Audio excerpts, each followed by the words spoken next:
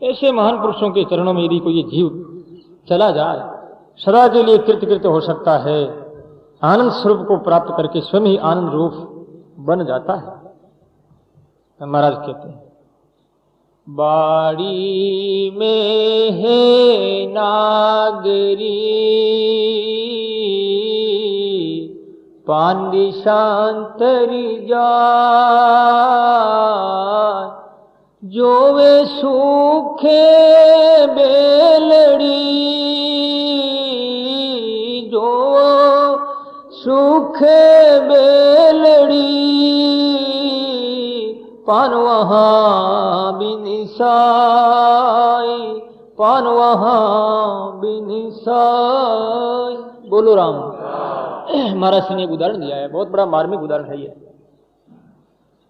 आपने नागरबेल देखी होगी, जो पत्ता खाते हैं लोग, पान खाते हैं, नागरबेल के पत्ते होते हैं। हम लोगों को काम पड़ता है, एमपी भानपुरा जाते हैं, वहां पर एक स्थान बना हुआ है।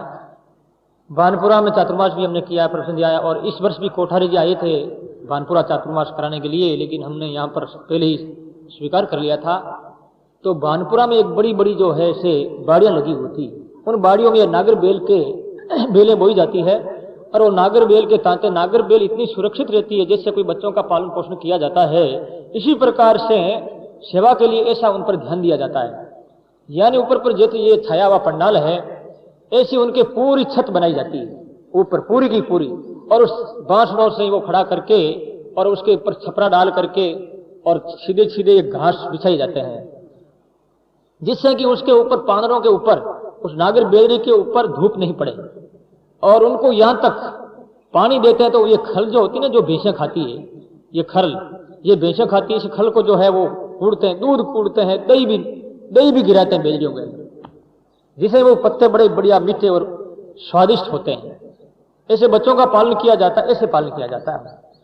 और इस बात का हमें अनुभव भी किया कि ये नागरबेल जो होती है, नागरबेल के पत्ते वो दूर तक चले जाते हैं। जैसे वहां बेल है एमपी में या कहीं भी जो बेलें हैं, और ये पत्ते यहां आ गए तो पत्ते सूख नहीं रहे।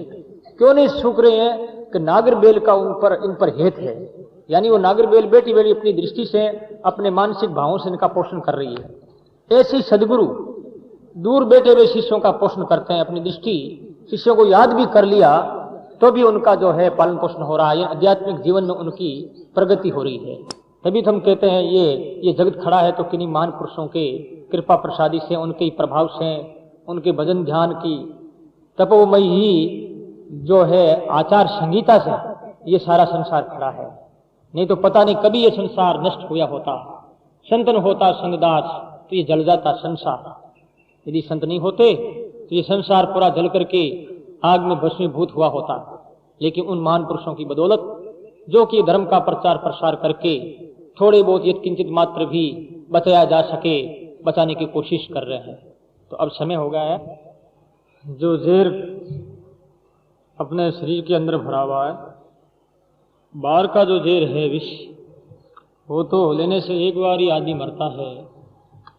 लेकिन हमारे अंदर जो ऐसे गलत संस्कारों का प्रभाव इतना दृढ़ हो चुका है कि वो किसी भी औषधि से मिट नहीं सकता। बाहर की डॉक्टरों की कोई भी औषधि हो उसके लिए लागू नहीं होती। इस वास्ते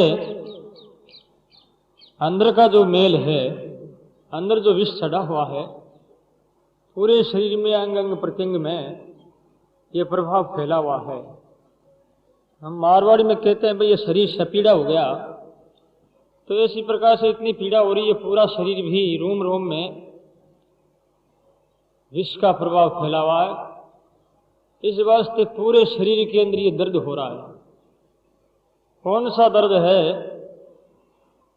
अंदर जो संसारिक वासनाएं हैं, उन वासनाओं की पूर्ति नहीं होने के कारण से हमें जो दुख होता है, हमारे मन के मनोरथ पूरे नहीं होते तो हमें तकलीफ होती है, वही हमारे लिए सबसे बड़ा जहर और विष है। और वो ऐसा विष इतना वो दृढ़मूल हो जाता है, एक ही जन्म नहीं, उनका प्रभाव जन्म जन्मांतर रहता है। कई युगों तक रहता है। संसार का ये जहरीला पदार्थ तो ये केवल एक ही बार ही मृत्यु को प्राप्त करवाता है, लेकिन हमने जो बनाया हुआ ये जहर स्वयं का रचित ये विष है, ये विष बार बार जन्म और मरण का कारण बन रहा है। इस जहर को मिटाने के लिए महान पुरुष कहते हैं एक बहुत बड़ी औषधि है। वो क्या औषधि है, इसके लिए संतों ने उस औषधि के बारे में अनुभव किया है। अनुभव करके उन्होंने जीवन में औषधि के द्वारा जो सफलता प्राप्त की और उस औषधि के द्वारा अपने मानसिक विष के प्रभाव को निष्फल किया और प्रैक्टिकल रूप से किया, क्योंकि उनका इस विषय में बहुत काल तक गहरा अनुसंधान रहा है। इस वास्ते उनको इन बात का पूरा विज्ञान है।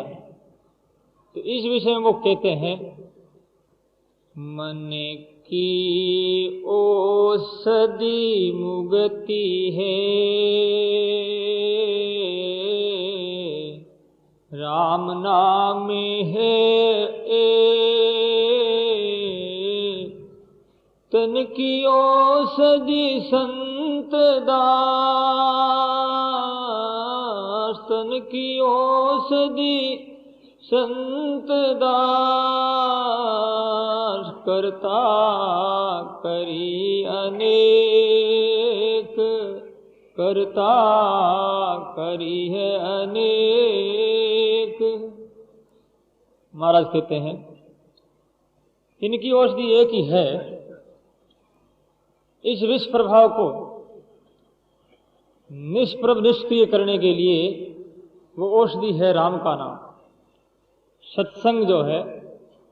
इस औषधि से ये विष उतर सकता है, वरना ये विष उतरना मुश्किल है, क्योंकि ये विष हमारे समझ में भी नहीं आता है और न डॉक्टरों के समझ में आता है। मानसिक तनाव और मानसिक जो टेंशन है, इस विषय में डॉक्टर भी बेचारे क्या करें। डॉक्टर कहते हैं भाई शरीर की कोई बीमारी हो उसका हम अच्छी प्रकार से निर्णय दे सकते हैं, ट्रीटमेंट कर सकते हैं, लेकिन आपका स्वयं का बनाया हुआ जो रोग है वो तो आपको स्वयं को ही रोग को दूर करना होगा, और वो है मानसिक रोग, वो है जहर और विष। आचार्य श्री कहते हैं ऐसे विष को सदगुरु ने जाना पहचाना, उसके बाद में उस विष को निष्फल बना दिया, निष्प्रभ बना दिया। तो ये सदगुरु की बड़ी भारी मेहरबानी है।